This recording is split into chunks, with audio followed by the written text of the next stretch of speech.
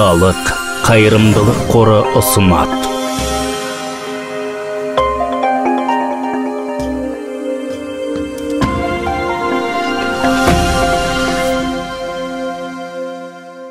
Беріктік теориясына арналған сабағымызға қош келдіңіздер. Беріктік теориялары сіздің құрылымыңыздың материалы қандай жұмыс жүктемесі түскенде бұзылатынын болжауға мүмкіндік береді. Бұл теорияларды түсіну құрылымның беріктігін қамтамасыз ету үшін азаматтық нысандар немесе механикалық жабдықтарды жобалау кезінде өте маңызды. Бастайық. Негізгі тақырыбымызға ойыспас бұрын беріктік теориясына байланысты шағын ұқсастыққа назар аударыңыз. Мұна ауыр атлетті қарастырайық. 50 килограмм. Ол көтер алатын ең ауыр салмақ. Яғни ол 50 килограммнан салмағы жоғары жүкті көтер алмайды дейді. Егер оның ең жоғары салмағына бар болғаны 1 килограмм қосатын болсақ, ол оны енді көтер алмайды. Осы ауыр атлетті басқа жағдайда қарастырайық. Міне мынадай. Мұнда да сол баяғы 50 килограмм, бірақ басқаша үлестірілген. 15 килограмм бір қолында, 25 килограмм екінші қолында және 10 килограмм оның басында. Бірінші жағдайда 50 килограмм ауыр атлет үшін ең жоғары салмақ екенін білеміз. Бірақ екінші жағдайда ол 50 килограммнан асатын жүкті көтер алмайды деуге бола ма? Болмайтын сияқты. Бірақ бұл тек болжам ғана. Осы жолы ауыр атлетке қатысты қолданылып жатқан беріктік теориясы да осыны білдіреді. Бірінші жағдайда біз иә немесе жоқ қағидасын қолдандық. Біз ауыр атлетке жай ғана салмақ арттық та ол үшін ең ауыр жүкті анықтадық. Ал екінші жағдайда біз күрделі немесе құрама жүктемені дәл сол ауыр атлетке қолдандық. Біз жүктеменің бірінші қарапайым жағдайына қатысты дұрыс болғанда, жүктеменің екінші күрделі жағдайында да қолдануға болады деп ойлаймыз. Осының бәрі беріктік теориясына жатады. Материалдың беріктігіне қатысты да барлығы осы тәрізді болады. Демек, қарастырып көрейік. Мынадан бастайық. Екі жағдайды қарастырамыз. Біріншісінде бұл қарапайым жүктеме, ал екіншісінде жүктеме құрама болып табылады. Сіз бірінші жағдай зертханаларда жүргізілетін созылуды қарапайым сынау екендігін және оның нәтижесі жақсы белгілі екенін оңай түсінесіз. Ауыр атлетке қолданған жағдайдағыдай. Созылуға қатысты қарапайым сынақ жүргізу барысында материалға түскен қандай жүктеме кезінде ол бұзылатынын сіз оңай анықтайсыз. Және осы мәліметтерді пайдалана отырып, біз осы материалдың қандай құрама жүктеме түскенде бұзылатынын болжай аламыз. Біз оны былай жасаймыз. Созылуға жүргізген қарапайым сынақтан біз материалдың қандай ең жоғары жүктемеге немесе қаншалықты барынша деформациялануға шыдайтынын, немесе оның бұзылуына қанша энергия қажет болатынын білеміз. Осы мәліметтерді қолдана отырып, күрделі жүктеме жағдайларында материал қашан бұзылатынын болжауға болады. Ол үшін сіз жай ғана осы екі мәнді салыстырасыз. Бірақ бастапқыда сіз күрделі жағдайдағы ең жоғары жүктеме созылуға жүргізілген қарапайым сынақтың ең жоғары жүктемесінен асатын болса, материал бұзылады деген болжамды қолданасыз. Басқа да айнымалылар үшін дәл соны қолданасыз. Бұл беріктік теориясының тұжырымдамасы. Бірақ беріктік теориясына өтпес бұрын алдымен осы екі жағдайда жақсырақ қарастырған жөн. Алдымен біз созылуға қатысты қарапайым сынаққа назар аударамыз. Оны барынша егжей-тегжейлі қарастырайық. Содан кейін әртекті жүктеме болған жағдайда нәтижені ең жоғары мүмкін болатын жүктемемен немесе ең жоғары мүмкін болатын деформациямен салыстырамыз. Ең жоғары жүктемені немесе барынша пішін өзгеруді табу үшін осы екінші жағдайда негізгі кернеу немесе кернеудің басты алаңы деген не екенін меңгеру қажет. Біз қазір бұл туралы да сөйлесеміз. Екі тақырыпты түсініп алған соң, біз беріктік теориясының өзіне өте аламыз. Созылуға жүргізген қарапайым сынаққа қайта көшейік. Ол мынау. Сіз мұнда цилиндрді созасыз, және осы кезде созылу шамасына қарай ол әртүрлі сипаттамаға ие болады. Пропорционалдық шегіне дейін пішіннің өзгеруі жүктемеге тура пропорционал болады. Ал иілгіштік шегіне дейін пішіннің өзгеруі созымды немесе иілгіш болады. Бұл осы нүктедегі жүктемені тоқтататын болсаңыз, цилиндр бастапқы күйіне қайтып келетінін білдіреді. Алайда сіз мұны иілгіштік шегін өткен соң жасайтын болсаңыз, цилиндр бастапқы күйіне қайтып келе алмайды және пішіні өзгеріп қалады. Яғни материалдың бұзылуы жүзеге асады. Осылайша иілгіштік шегі дегеніміз шамадан асса, сіздің материалыңыз бұзылады деп болжауға болатын беріктік шегі. Қарапайым сынақ барысында иілгіштік шегін анықтау қиын болады. Бірақ иілгіштік шегінен жоғары материалдың шапшаң деформациясы басталатын тұрақсыздықтың жоғары шегі деп аталатын тағы бір шек бар. Бұл нүктені анықтау қиын емес. Осылайша тұрақсыздық шегі беріктіктің өлшемі деп болжауға болады. Яғни бұл созылуға қатысты қарапайым сынақ кезінде материал бұзыла бастайтын деңгей. Сіздің материалыңыз тұрақсыздық шегіне жеткенде осындай болуы мүмкін. Созымды материал жіңішкереді және пішіннің өзгеруі айқын бола бастайды. Созылуға жүргізген қарапайым сынақты тағы да бір рет талдап көрелік. Ол мынау. Материал тұрақсыздық шегіне жеткен соң, оның пішіні өзгере бастайды. Және мұнда жүктеме осы жағдайға нақ сәйкес келеді. Тұрақсыздық шегі деңгейінде ең жоғары мүмкін болатын қалыпты жүктеме қандай болады? Бұл өте оңай.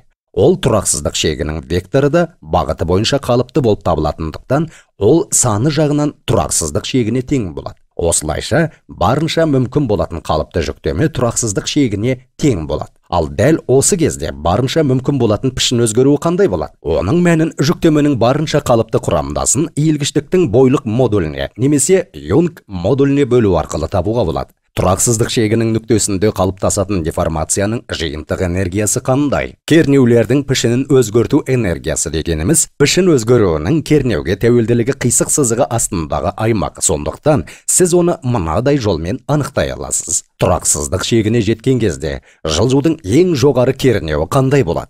Жылжудың ең жоғары кернеуі көлденеңінен 45 градус бұрыштың астымен бағытталған. Дәл осы нүктедегідей. Оны есептеп шығарудың формуласы мынадай.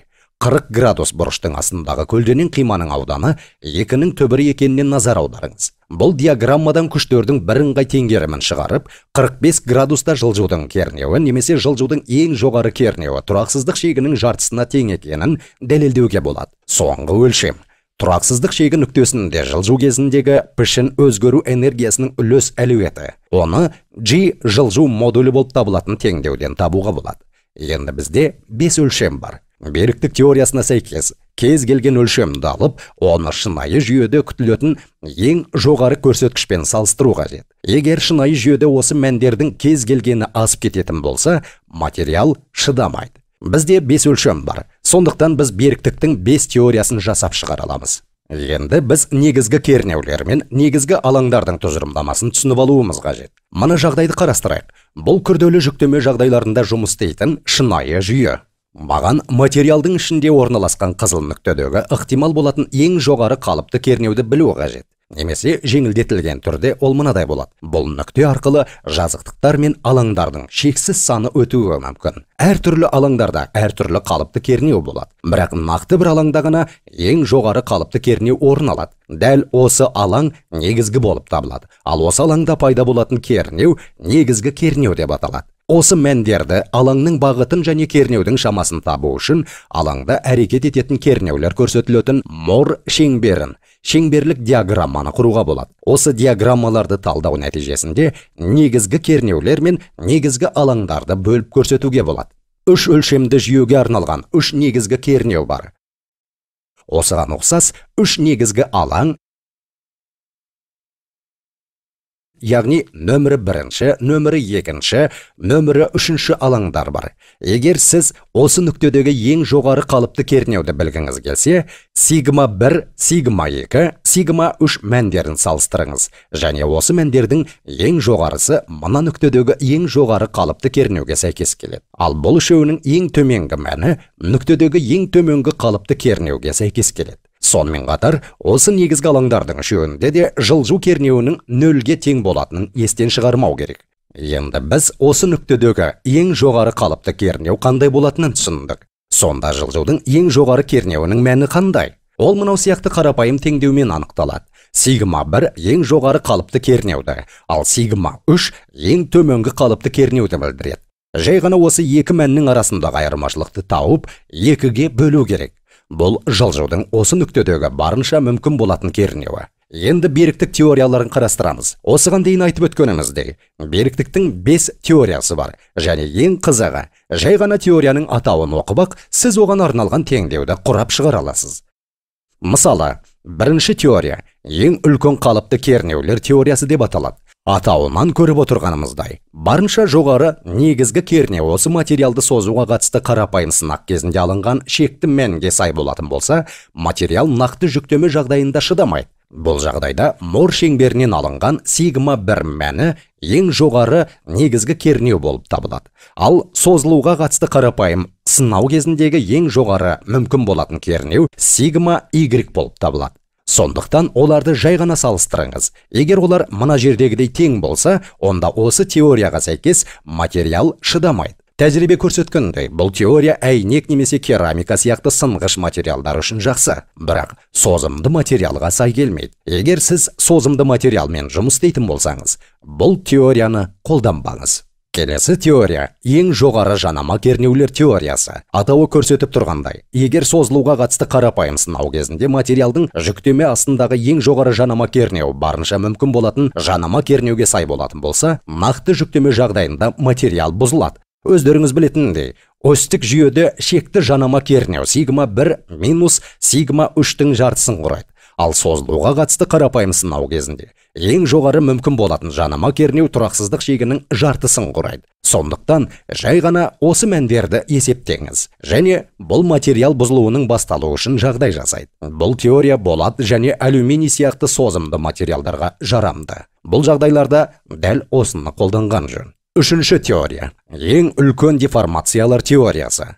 Шынайы жүйедегі ең үлкен негізгі деформация созылуға қатысты қарапайым сынау кезінде ең жоғары мүмкін болатын деформацияға тең болса, материал бұзылатыны түсінікті. Шынайы жүйедегі ең үлкен негізгі кернеу материалдың бойлық және көлденең пішін өзгерулерінің арасындағы тәуелділікті көрсететін мю-Пуассон коэффициенті болатын теңдеу арқылы түсіндіріледі. Созылуға қатысты қарапайым сынау кезіндегі ең үлкен негізгі кернеу Юнг модуліне бөлінген сигма Y. Бұл теория кез келген материалға жарамды емес. Сіз бұл теорияны жобалық мақсатта қолданатын болсаңыз, сіздің құрылымыңыз қате болып шығып, ол апатқа әкеп соғуы мүмкін. Енді төртінші теория. Деформацияның ең үлкен меншікті потенциалды энергиясының теориясы. Мұнда қайтадан, егер шынайы жүйедегі деформацияның меншікті потенциалды энергиясы созылуға қатысты қарапайым сынау кезіндегі деформацияның меншікті потенциалды энергиясының шекті мәніне сәйкес келетін болса, материал шыдамауы мүмкін. Деформацияның меншікті потенциалды энергиясын мына негізгі кернеулер мәні бар біршама күрделі теңдеумен көрсетуге болады. Сіз деформацияның меншікті потенциалды энергиясы созылуға қатысты қарапайым сынау кезінде 2 еге бөлінген сигма Y квадратын білдіретінін білесіз. Яғни, осы шамаларды есептеп, бұзылуға қажетті шарттарды табасыз. Бұл теорияны созымды материалдармен жұмыс жасағанда қолданған жақсы. Ал енді соңғы теория. Сырт пішіннің өзгеру энергиясының теориясы. Тағы да атауынан көрініп тұрғандай, біз созылуға қатысты қарапайым сынау барысында алынған пішіннің өзгеру энергиясын шынайы жүйедегі пішіннің өзгеру энергиясымен салыстырамыз. Ол мынадай: шынайы жүйе үшін сол жақ бөлік, ал оң жақ бөлік созылуға қатысты қарапайым сынауға арналған. Бұл 5 теорияның ішіндегі ең жақсы теория болып табылады. Ол көп жағдайда жақсы қызмет етеді. Егер сіз механикалық жабдықты байыппен құрылымдаумен айналысатын болсаңыз, осы теорияны қолдануыңызға болады. Бұл теория сондай-ақ Мизес теориясы ретінде белгілі, ал біз оған Мизес бойынша кернеу деп аталатын тағы бір өлшемді енгіземіз. Ол былай анықталады. Яғни біз Мизес бойынша кернеуді берілген өлшем ретінде анықтай алатын болсақ, онда бұзылу жағдайы қарапайым теңдеуге дейін қысқаратын болады. Сіз шынайы жүйедегі Мизес кернеуі созылуға қатысты жүргізілген қарапайым сынақтамада тұрақсыздық шегімен теңелетін болса, материал бұзылады деуіңізге болады. Қорытындылай келе, бұл теорияның әсіресе созымды материалдарымен жұмыс істеген кезде ең қолайлы екенін айтқым келеді. Бейне жазбамызға назар аударғандарыңызға алғыс айтамыз. Сіздің беріктік теориялармен танысуыңыз сәтті өтті деп сенеміз.